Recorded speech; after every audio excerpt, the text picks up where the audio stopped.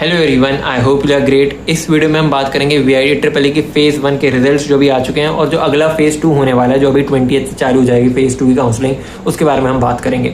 तो सबसे पहले तो जिनको सीट्स मिल गई है वीआईटी वेल्लोर और चेन्नई की, उनको वेरी वेरी कॉन्ग्रेचुलेशंस। और अब आपको फीस भर देनी है ताकि आपकी सीट लॉक हो जाए, नहीं तो आपकी वो सीट चली जाएगी। तो अभी फिलहाल जितना मेरे को इन्फॉर्मेशन आई है कमेंट से और डीएम से, तो मेरे को इतना पता चला कि एक्चुअल में जो वीआईटी वेल्लोर की तो कंप्यूटर साइंस की आई गेस सारी कैटेगरीज भर गई हैं, या सारी नहीं तो आई गेस कैटेगरी 5 बची हो सकती है। बट जो वीआईटी चेन्नई की भी है, वो वीआईटी चेन्नई की भी कैटेगरी 2, 3 भर चुकी है, हेल्थ इन्फॉर्मेटिक्स तक भी। तो मैं उससे अनुमान लगा रहा हूँ कि वीआईटी वेल्लोर की भी भरी गई होगी कैटेगरी 5, क्योंकि वीआईटी वेल्लोर को लोग कैटेगरी 5 तक रखे होंगे। तो अब जो आपके पास ऑप्शन बचता है वो या तो आता है कि वीआईटी चेन्नई की आप कैटेगरी 4 और 5 लो सीएससी में, और वो भी शायद ही मिलेगी। वो भी अगर बची होगी तो बिल्कुल स्टार्टिंग में ही खत्म हो जाएगी, इनकी 21,000 22,000 है, वो ही ले लेंगे उसको, ठीक है। तो आपके पास जो मेजरली ऑप्शन बचते हैं वो है वीआईटी चेन्नई का ईसी ब्रांच और वीआईटी वेल्लोर की भी ईसी और ट्रिपल ई और बाकी इलेक्ट्रॉनिक्स ब्रांच। ये आपके पास एक ऑप्शन आता है, ठीक है। और जो दूसरा ऑप्शन आपके पास आता है वो है वीआईटी भोपाल और वीआईटी एपी, ठीक है।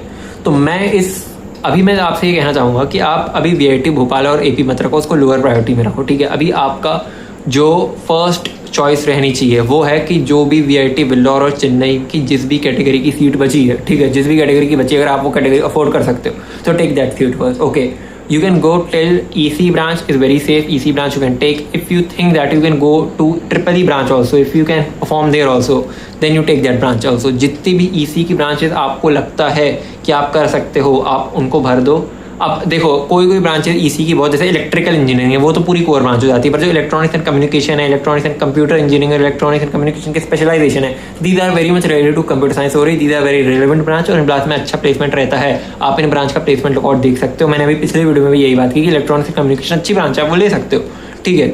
तो मैं यही कहूँगा, आपको यही सजेशन दूंगा कि आप पहले ये वाली ब्रांचेस पहले भरो, ठीक है। फिर उसके बाद आप फिर वीआईटी भोपाल और वीआईटी एपी अगर आपको चाहिए तो फिर उसके कैंपस आप बनना चालू करना। मैं आपको कैटेगरी की बात फिर से समझा देता हूँ, क्योंकि पिछली बार भी फिर लोग ने गलती कर दी मैंने समझाने के बाद। आप पहले से डिसाइड करो, first decide with your parents that till what category can you easily afford, okay. If you think that even category 2 is expensive for you, if you think that 3 lakh tuition fee, because it's not just 3 lakh tuition fee, you will get added 1 lakh to 2 lakh hostel fees also, okay.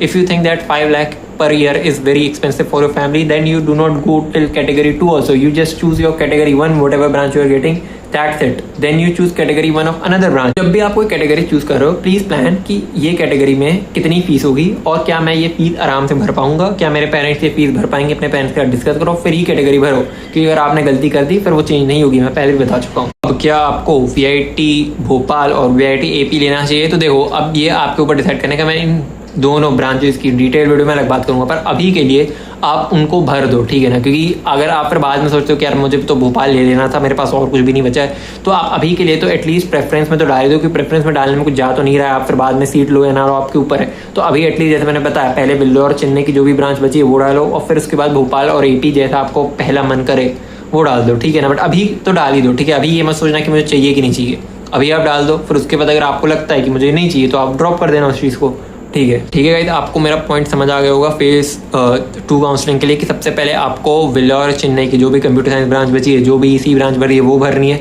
ठीक है। फिर उसके बाद आपको भोपाल और AP भरना है, और आपके ऊपर है कि आप किस कैटेगरी तक जाओ, जैसे मैंने बताया, ठीक है। एक बार पहले सोच लेना, समझ लेना कि किस कैटेगरी तक हम फीस पे कर सकते हैं, उसी हिसाब से कैटेगरी भरना, ठीक है। Everyone, I hope you like the video, and if you have any other doubts you can comment it down. और देखो, मैं आपका ज़्यादा टाइम भी नहीं लेता हूँ वीडियो बनाने में, मैं जितने जल्दी कंसाइजली वीडियो बन सकता है मैं उतने कंसाइजली बनाता हूँ, ठीक है एवरीवन, बाय।